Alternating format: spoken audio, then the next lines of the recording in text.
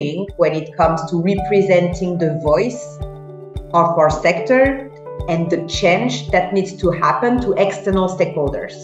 And when we look at these external stakeholders, regulators and politicians are really important. And this is why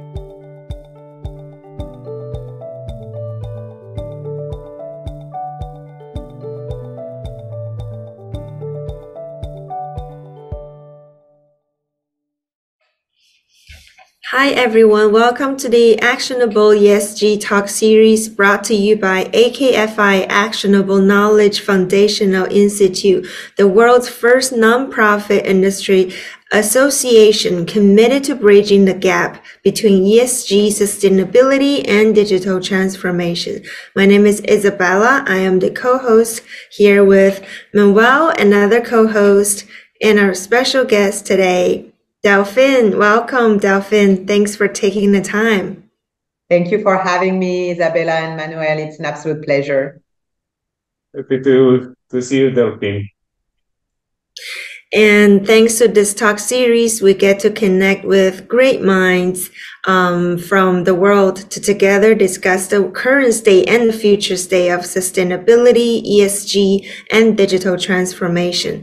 A little bit about Delphine to our audience today. Delphine's professional background includes experience working between private, public, and nonprofit sector, both in Europe and US. Most recently, she served as the head of International Public Affairs Division for Grayling, a global consulting firm specialized in strategic communication and government affairs. To start our conversation today, Delphine, please share your insights on the current ESG and sustainability trends, that how they are impacting our today's businesses. So this is a very wide encompassing question because, as you know, we're seeing a lot of movement in the ESG and sustainability space. I think to try to, boil it down to something that I observed, it's really, I think we're moving away from calling it a trend. From my perspective, I think ESG and sustainability is becoming business as usual for companies. The consumer demand is there, the investors landscape is changing, and we also have, all of the body of regulations that are making it mandatory for companies to, integrate climate risks when they look at their business, but also to report on it. Which I think is interesting because as I say that and I think, okay, this is becoming core to companies and their business model, there is a layer of, political debates around ESG and sustainability with, some backlash, some opponents. We're reading a lot in the media about that. But I think, if we cut through that noise, at the end of the day, what I'm saying is really that every company that is, serious about its growth, about the fact that it wants to remain in business, it's part of their license to operate, to have sustainability as a core pillar of what they do. Thank you. That's definitely a broad question, and thank you for distilling it in really a short message. But yes, sustainability is here to stay, despite the noise, or actually maybe the noise actually helps it keep it in the public eyes. And I know that you work very closely with or in part of GBTA, and you had a couple of events, one of them being the Doha meeting, the COP28, and also the GBTA event not long ago. So if you can give us a little summary, we'll probably have more questions about Doha.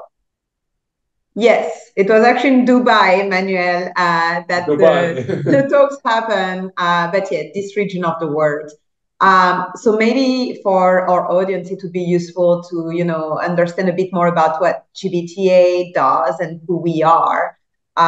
So we represent the business travel ecosystem And by this, we mean the full value chain of corporate travel, from the companies that are, having their employees move around the world for business purposes, down to the intermediaries that are distributing this travel, but also the airlines, the ground operators, and the hotels that are all providing these travel services. So when we look at, the challenges and what's going to shape the future of corporate travel, there are a lot of discussions about, digital transformation, but sustainability is also core on our agenda. And it's actually so important that we launched a specific initiative under the GBTA Foundation, which is where we host all of our ESG for public good initiatives, to look into climate action and how to drive climate action in business travel and equip our community with the right tools, and also, be a platform for dialogue between all of these operators, because change will only happen if everyone is around the same table, agreeing and discussing on the solutions. So with the link, between the events we are organizing and we are attending. So in terms of, our own events at GBTA, this is kind of core to the business of GBTA on the association side. We bring all of the players together. So there is a lot of discussion and education going on at these events on sustainable business travel. Last month, we had our Europe conference. So we bring these events across all of the regions of GBTA. We are truly global. So we have events in the US where we are headquartered, but also in Canada, in Latin America, in Europe, and in Asia Pacific, which is the new region where we planted our flag, because there is a great demand from the sector to get, the learning opportunities, the community building, but also to benefit from the advocacy work we are doing for the sector. The thing is, there's a lot that we bring to our members, but there is a lot of work that we are doing when it comes to representing the voice of our sector and the change that needs to happen to external stakeholders. And when we look at these external stakeholders, regulators and politicians are really important. And this is why for us, the COP, so which is the United Nations Climate Conference, is a forum where it's critical to be represented. The green transition for business travel is an energy transition. And when we look at the energy transition and how to make it happen between now and the net zero objectives of 2050, a lot of, the signal to policymakers, to markets, is happening at COP with what is being negotiated. So we're really proud of the fact that with the GBTA Foundation, we managed to get an official observer status at the COP. So we are there to engage with the negotiators, to engage with the stakeholders that are out there, and discuss concrete solutions that will help decarbonize business travel, with a focus on hotel and ground transport, but even more so on aviation, which is a hard to abate sector, and where we do need this multi-stakeholder approach as well, to make sure that we can hit our net zero targets by the middle of this century. And it's a huge industry. I understand it's shy of $500 billion, which is not small change. But the travel industry, and it's about $9.5 trillion predicted to be this year in 2023. So definitely Dubai was the place to sit at the table. Can you tell us a little bit more about COP28? What what happened from your vantage point, and how this thing will project in the next COP event as well? So yeah, you probably saw at the time we're recording this, it's yesterday that, the agreement came on the mention of fossil fuels and the need to transition away from fossil fuels as part of the deal. This is significant, and it was applauded by a lot of the stakeholders, saying, okay, at least there is global agreement, even with the oil states, that business as usual is not an option, and that we need to be developing other sources of energy. So this is sending a strong signal. Now, there are a lot of things that need to be built around these pacts to make sure it's working in practice, that it can be implemented, that it can be fast-tracked, because all of the discussions are always around the fact that we are running short of time. And this type of agreements, with almost 200 countries around the same table, with all different interests, it takes a lot of time to get this consensus. But in practice, the emission reductions need to happen, before 2030. So we only have, like 6 years to be, cutting emissions in half. So probably what we're going to see in the next COPs is how to actually accelerate the process and get the finance we need, because, it's still risky to divest from fossil fuels and move to renewable energy. So we need to make sure that these investments are de-risked, and that there is, real grid. Everyone has been talking around the world about the taxonomy in Europe to make sure, that we can qualify what's, sustainable investment and what's not.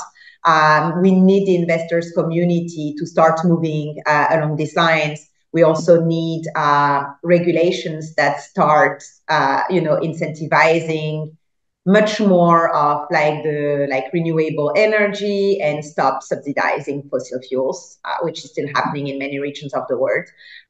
So it's probably, the kind of high level discussions that we're going to see following the pact that was agreed at this COP. Now, there are a lot more discussions. There is always what's getting, coverage in the media, and fossil fuel and this pact is what everyone was looking at, as well as the loss and damage fund to compensate, the developing world for the damages created by climate change.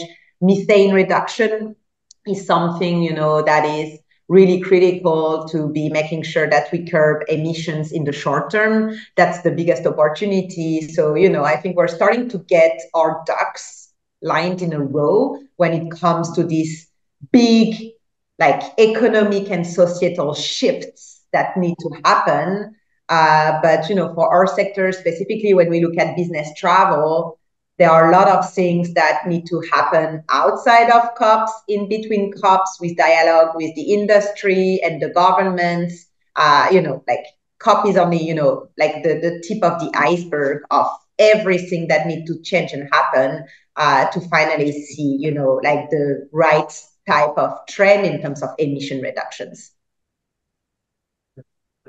You mentioned also the methane reduction, which seems to be not gaining the primary spot, although about 25% of global warming apparently is due to methane.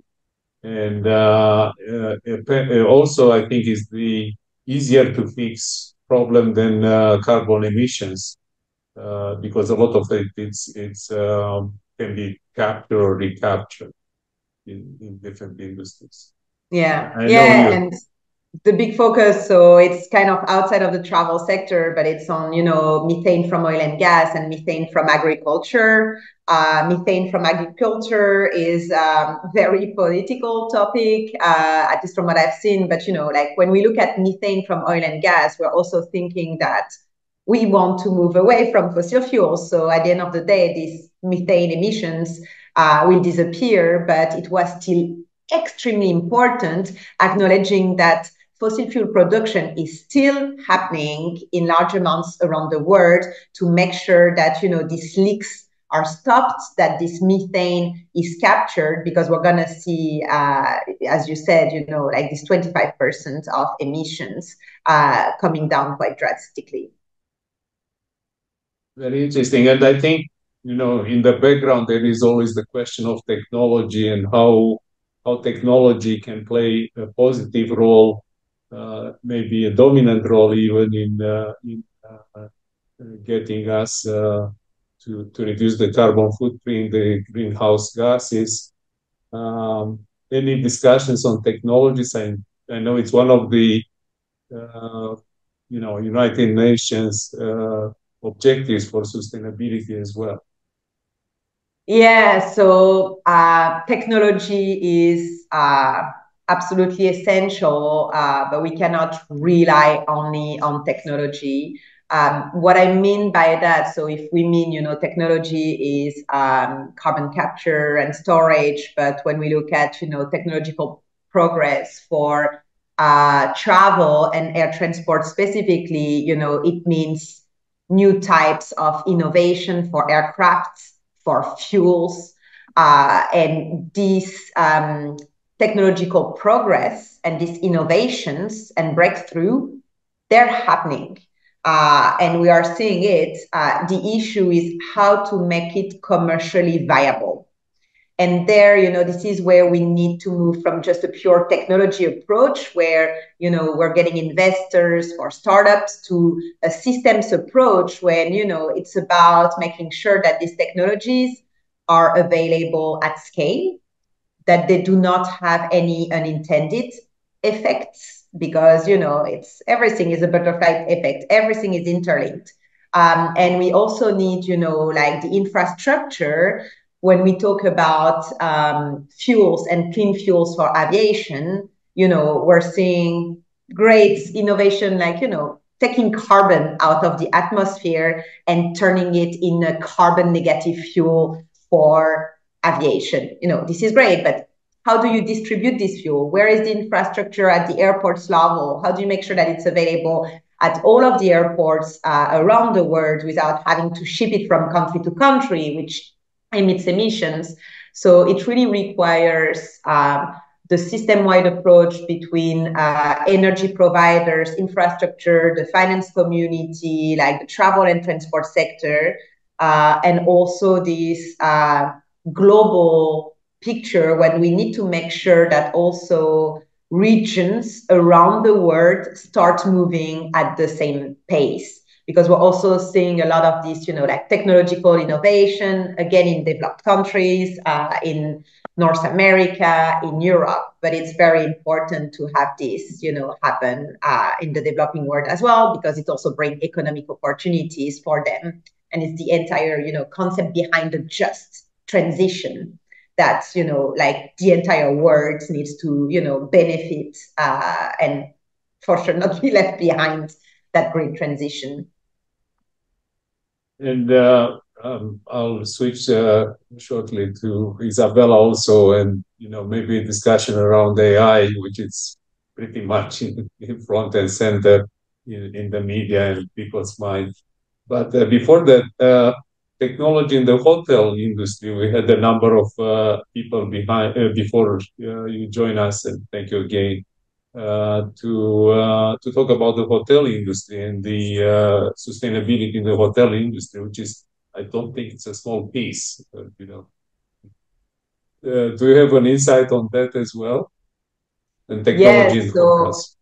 Yeah. So, when we look at our work with GBTA, we're working across all of the sectors. I think the really interesting part with hotels is like sustainability. And we've been talking a lot about emission reductions and climate action since the beginning of this discussion. But for hotels, it's also about, like waste management, water management, human rights, the social pillar, biodiversity. So there are so many things to consider. So we're seeing, great innovations, especially when investments in, like technology to manage the environmental and social footprint of hotels can lead to reduction in costs. And I think, the hotel industry is great from the fact that, if you manage your energy, water consumption more effectively, you can also lead in decreased costs. So yeah, we're seeing also, great innovations when it comes to, like retrofitting buildings to make sure that they can sometimes, have their own like renewable energy outside of the grid. We've seen, like solar panels on hotels, etc. So there are for sure like a lot of interesting trends that we're watching from all of the hotel brands and members who are part of our Sustainability Leadership Council under GBTA. Technology for us as representatives from the corporate travel sector also means behaviors and choices on the buy side of business travel, which is also something we're discussing a lot. If you can have, like better tracking of the emissions footprint from the stays in hotels or the travels of the, corporate travelers, if you have, APIs that can interlink with the booking platforms and booking tools themselves to be not only, like providing information on like the sustainability attributes of each of the various components of the hotels, but actually nudge the travelers themselves in companies to be picking these, like lower carbon or greener options. This is very powerful, and we're seeing a ton of innovation in the corporate travel segment specifically, where like there are APIs embedding to like the corporate booking platforms to unlock the potential of greener travel options. Oh, that's great. And as I mentioned, Isabella, it's actually a futurist. She's looking at the future with AI, with the role of artificial intelligence in globally and sort of structurally in pretty much all the industries. And I don't know, Isabella, if you have any question at the moment for Delphine.